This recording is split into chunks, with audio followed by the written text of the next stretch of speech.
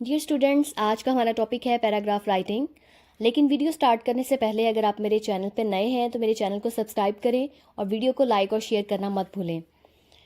आज की वीडियो में हम क्या क्या पढ़ेंगे? सबसे पहले हम पैराग्राफ की डेफिनेशन देखेंगे, फिर हम पार्ट्स या फॉर्मेट देखेंगे, उसके बाद टाइप्स और देन एलिमेंट्स। तो चलें डेफिनेशन से स्टार्ट करते हैं। ए paragraph is a group of sentences which conveys single idea. A paragraph contains at least 3 sentences or 100 to 200 words. First sentence of a paragraph is always indented. तो definition से आपको पता चल गया होगा कि पैराग्राफ एक सेंटेंसेस का एक ग्रुप है, यानी एक पैराग्राफ में काफ़ी सारे सेंटेंसेस होते हैं और वो सारे सेंटेंसेस मिल के हमें सिंगल आइडिया देते हैं। यानी एक पैराग्राफ में हम एक ही टॉपिक पे बात कर रहे होते हैं। तो पैराग्राफ की लेंथ कितनी होनी चाहिए? कम से कम 3 सेंटेंसेस होने चाहिए और उसके अलावा अगर आप कहें 100 टू 200 वर्ड्स होने चाहिए। और फर्स्ट सेंटेंस पैराग्राफ का हमेशा इंडेंटेड होता है, यानी फर्स्ट सेंटेंस को आप थोड़ी सी स्पेस दे के फिर राइट करेंगे। फॉर्मेट और parts of a paragraph. A paragraph is consisted of 3 parts. Paragraph के हमेशा 3 पार्ट्स होते हैं, या आप कहें कि पैराग्राफ का फॉर्मेट ये है कि आपने उसको अपने माइंड में 3 पार्ट्स रखने हैं और उसके अकॉर्डिंग पैराग्राफ राइट करना है। तो फर्स्ट वन क्या है? Topic sentence, second supporting details, third concluding sentence. तो ये एक पैराग्राफ का फॉर्मेट है। टॉपिक सेंटेंस क्या है? Topic sentence, the first sentence of a paragraph is called topic sentence. Topic sentence is the combination of 2 elements, topic plus statement. A good topic sentence gives relevant statement which is going to be discussed in the paragraph. तो topic sentence क्या होता है? आमतौर पर paragraph में हमारा जो पहला सेंटेंस होता है वो टॉपिक सेंटेंस कहलाता है। तो टॉपिक सेंटेंस बनाना कैसे होता है? देखिए, आप जो भी टॉपिक पे जिस भी टॉपिक पे पैराग्राफ लिखना चाह रहे हैं, आपने उस टॉपिक से रिलेटेड एक स्टेटमेंट बनानी है, एक सेंटेंस बनाना है जो कि पूरे पैराग्राफ में जो भी बात आप डिस्कस करने जाएंगे उसको रिप्रेजेंट कर रहा हो। यानी आप पहला सेंटेंस पढ़ के आपको आइडिया हो जाए कि आप पूरे पैराग्राफ में क्या बात करने जा रहे हैं। Supporting details, second part of a paragraph is supporting details. तो सपोर्टिंग डिटेल से भी हमें वर्ड से ही पता चल रहा है, यानी हमारा जो टॉपिक होगा तो हमने उससे रिलेटेड और उससे रेलेवेंट डिटेल्स इसमें डालनी होगी। It contains examples, references, details और information related to the topic sentence. Concluding sentence, last part of a paragraph is concluding sentence. It sums up और concludes the whole discussion in favour of topic sentence.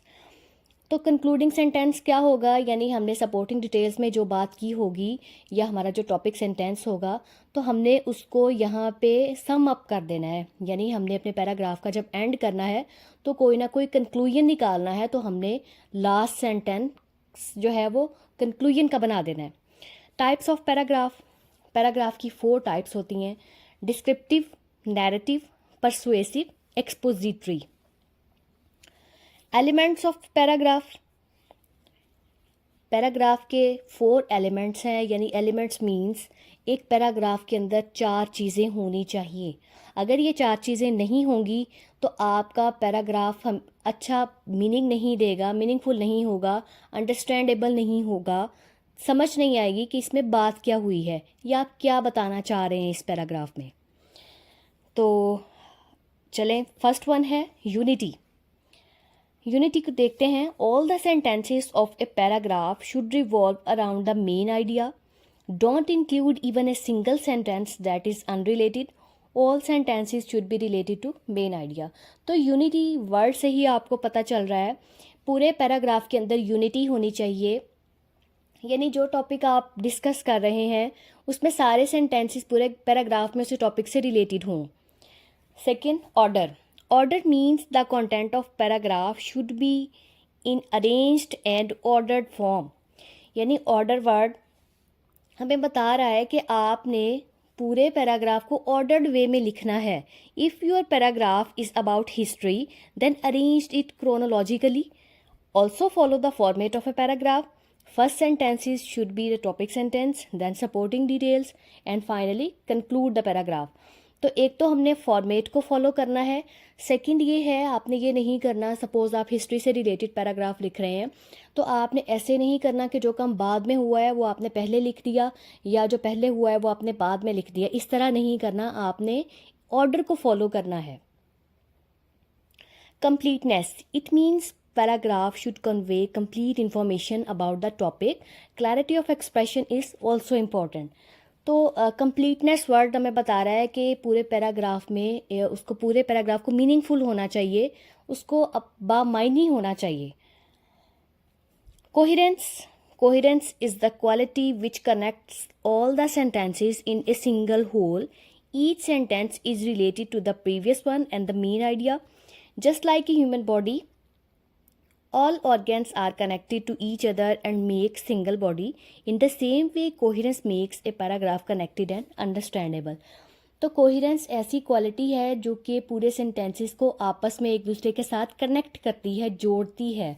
जिस तरह एक human body में सारे organs मिलके एक single body बनाते हैं, बिल्कुल इसी तरह सारे सेंटेंसेस को मिलके एक सिंगल कंप्लीट मीनिंगफुल पैराग्राफ बनाना चाहिए. ठीक है, अगर आपके पैराग्राफ में कोहेरेंस नहीं होगी तो आपका पैराग्राफ पढ़ना और समझना बहुत मुश्किल हो जाएगा. तो ये था हमारा आज का टॉपिक. वीडियो पसंद आए तो ज़रूर लाइक और शेयर कीजिए और मेरे चैनल को सब्सक्राइब करना भी मत भूलिएगा.